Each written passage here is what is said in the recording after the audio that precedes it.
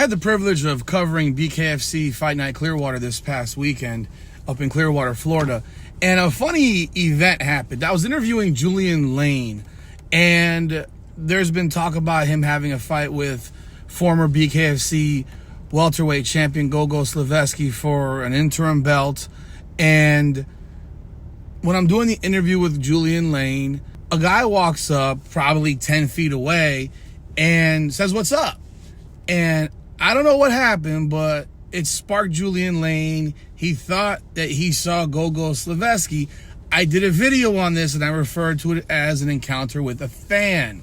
It was not a fan. It turns out it was not a fan. At this facility over at the OCC, which is a dope facility for events like this, there was a glare, and I couldn't see. My vision stinks as it is, but I couldn't see who it was. So I presumed it was a fan, because there were lots of fans there for the weigh-in, and guys taking pictures with fans, etc. So I thought it was a fan. And apparently it was not a fan. It was actually a BKFC fighter, Harrison Aiken. So I wanted to clear that up. And Harrison Aiken was not acting any kind of weird way. He wasn't doing anything odd, or just said, "What's up?" And Julian Lane got, how you saw on the video. But I just want to clear up the fact that it was not a fan. In fact, it was another fighter. It was not the fighter that Julian Lane thought it was, Gogo Slavetsky, they're going back and forth now on social media for potential fight. Maybe it happens on July 12th.